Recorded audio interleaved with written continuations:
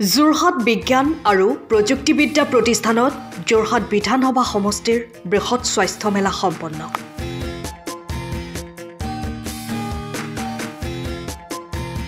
ৰাজ্যৰ মুখ্যমন্ত্ৰী ডক্টৰ হিমন্ত বিশ্ব শৰ্মাই লৈছে এক উল্লেখনীয় পদক্ষেপ। অসমৰ শিশুসকলৰ কল্যাণ আৰু প্ৰয়োজনীয় চিকিৎসা সেৱা প্ৰদানৰ বাবে গ্ৰহণ কৰিছে স্বাস্থ্য শিবিৰৰ এক মহান পদক্ষেপ। শুশ্ৰূষা সেতু নামৰ আঁচনিখনৰ জৰিয়তে সম্পন্ন হোৱা এই মেগা চিকিৎসা শিবিৰত যোৰহাট বিধানসভা সমষ্টিৰ অন্তৰ্গত 2 সহস্ৰাধিক শিশু কিশোৰক চিকিৎসা প্ৰদান কৰা হয়। বিশেষকৈ জন্মগত হৃদপিণ্ডৰ ৰোগ, স্নায়ুজনিত অসুখ, ফটা উঠ আৰু ফটা তালু, জন্মগত শাৰীৰিক গঠনৰ বিসংগতি, হৰমনজনিত সমস্যা, ৰক্তজনিত সমস্যাকে আদি কৰি বিভিন্ন ৰোগত ভুগি থকা শিশুক বিশেষজ্ঞ চিকিৎসকৰ দ্বাৰা চিকিৎসা সেৱা প্ৰদান কৰে।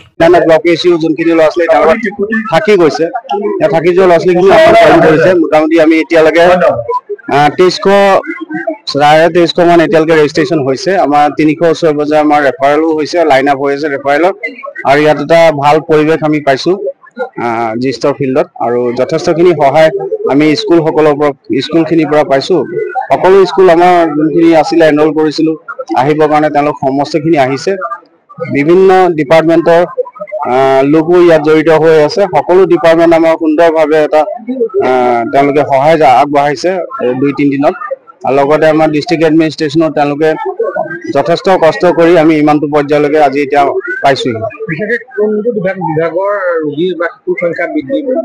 আমি মেইনলি পাইছোঁ চাইল্ড পেডিয়াট্ৰিক্সত, তাৰ ওপৰত ENT, তাৰপিছত আই বিভাগ আৰু লগত কাৰ্ডিঅলজিও আছে। আৰু মেইন আছিলে আমাৰ স্পেচিয়েলি এবল যোনখিনি ল'ৰা ছোৱালী, তেওঁলোকৰ কাৰণে আমি এটা ৰেজিষ্ট্ৰেশ্যন এবাৰ কৰিছোঁ। তাতো আমাৰ চেৰিব্ৰেল পালচি বা তেনেকুৱা ধৰণৰ কেছো যথেষ্টখিনি আছে।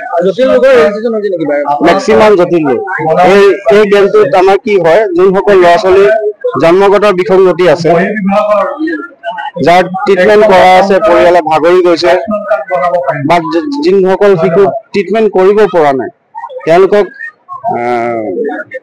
ওপৰৰ যোনখিনি চিকিৎসা বা যোনখিনি খৰচ বৰণ সেইখিনি সেইটো আণ্ডাৰত কভাৰ হ'ব। আৰু তেওঁলোকৰ ৰেফাৰেল, তেওঁলোকৰ চিকিৎসা সমস্তখিনি অসম চৰকাৰে তেওঁলোকে কৰিব। ইয়াত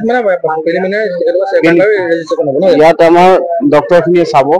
ইয়াত স্ক্ৰিনিং কেম্প আছে। স্ক্ৰিনিং কেম্পৰ পাছত আমাৰ স্পেচিয়েলিষ্ট ডিপাৰ্টমেণ্টৰ ডক্টৰে তেওঁলোকক চাব।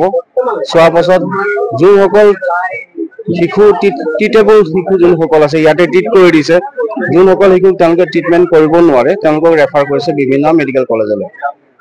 আৰু এই কেম্পবিলাক আমাৰ নৱেম্বৰ মাহত হ'ব। নৱেম্বৰ 7 তাৰিখ মানৰ পৰা আমাৰ যোৰহাট জিলাৰ যোনখিনি ৰেফাৰেল আছিলে অলৰেডি আমি লাষ্ট কৰি আছোঁ। যোৰহাট জিলাৰ লাষ্ট কেম্প আমাৰ যোৰহাট সমষ্টিতে হৈছে 27। আৰু আমাৰ 7 তাৰিখ মানৰ পৰা 7 নৱেম্বৰ মানৰ ফালৰ পৰা আমাৰ ৰেফাৰেলখিনি আৰম্ভ হ'ব। সময়ৰ খবৰ সময়ত পাবলৈ ফ'ল' কৰক টাইম অফ আছাম।